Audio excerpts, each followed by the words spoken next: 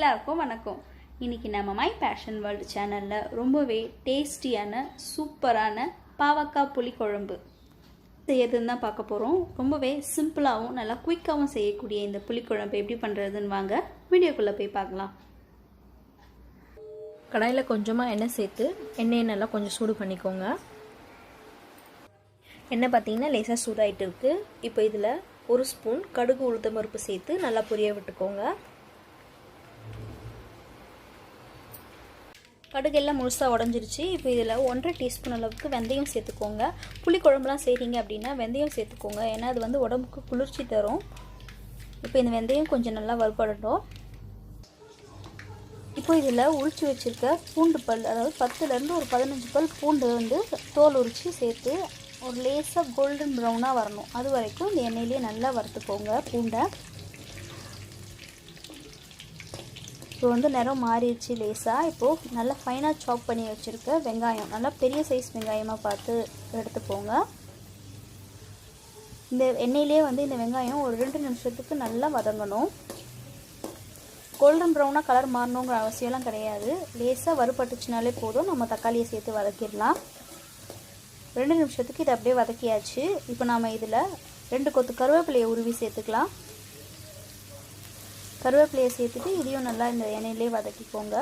இப்போ கட் பண்ணி வச்சுருக்க தக்காளி, ஒரு 2 தக்காளியை ரஃப்பாக சாப் பண்ணி இதில் சேர்த்து கொஞ்சம் வதக்கிக்கோங்க. இப்போ இதில் கட் பண்ணி வச்சுருக்க பாவக்காயை சேர்த்துக்கலாம். நான் 2 பாவக்காயை வந்து கட் பண்ணி உள்ளே இருக்க அந்த விதையெல்லாம் எடுத்து தண்ணியில் போட்டு நல்லா வாஷ் பண்ணி வச்சுருக்கேன். அதை இதில் சேர்த்துக்கிறேன். தீயை வந்து கொஞ்சம் மீடியம் ஃப்ளேமில் வச்சுட்டு இந்த எண்ணெயிலே வந்து இந்த பாவக்காயை நல்லா நம்ம வதக்கணும். இப்போ இந்த குழம்புக்கு ஏற்ற அளவுக்கு உப்பு உங்கள் டேஸ்ட்டுக்கு ஏற்ற மாதிரி நீங்கள் சேர்த்துக்கோங்க. உப்பு சேர்த்துட்டு இது கொஞ்சம் நல்லா ஸ்டிர் ஃப்ரை பண்ணிக்கோங்க. இந்த எண்ணெயிலே வதங்கினதால பாவக்காய் வந்து பார்த்திங்கன்னா கொஞ்சம் நல்லா வதங்கி கொஞ்சம் சுருங்கி இருக்குது. இன்னும் ஒரு 2 நிமிஷத்துக்கு இது இப்படியே நல்லா வதங்கட்டும்.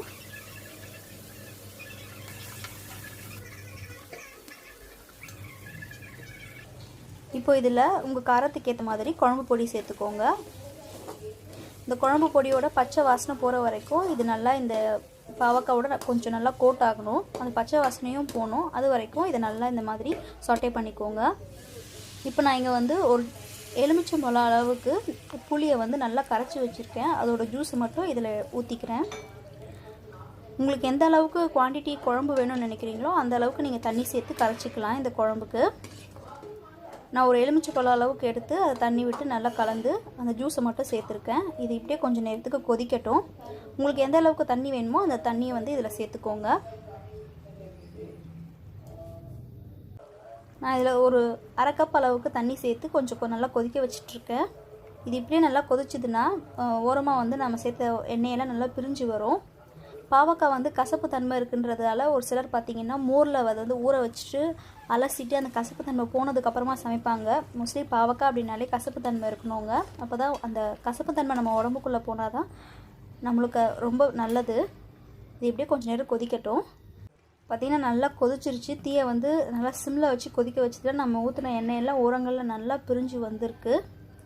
நம்மளோட பாவக்காய் குழம்பு வந்து நல்லா அட்டகாசமாக தயாராகிருக்கு. இப்போ நம்ம ஸ்டவ்வை ஆஃப் பண்ணிடலாம்.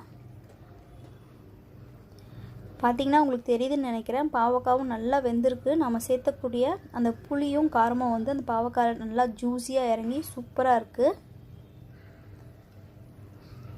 இந்த ரெசிபியை நீங்கள் உங்கள் வீட்டில் ட்ரை பண்ணி பாருங்கள். கண்டிப்பாக உங்களுக்கு பிடிக்கும். சூப்பரான பாவக்காய் புளி குழம்பு தயாராகிடுச்சு. இதை நல்லா சூடான சாதத்தில் ஊற்றிட்டு மேலே ஒரு டீஸ்பூன் நெய் விட்டு நல்லா பிசைஞ்சு சாப்பிட்டிங்கன்னா ரொம்ப சூப்பராக இருக்கும். கண்டிப்பாக இந்த ரெசிபியை நீங்கள் உங்கள் வீட்டில் ட்ரை பண்ணி பாருங்கள். ட்ரை பண்ணிவிட்டு எப்படி இருக்குன்னு உங்களோட சஜஷன்ஸை கமெண்ட் செக்ஷனில் சொல்லுங்கள்.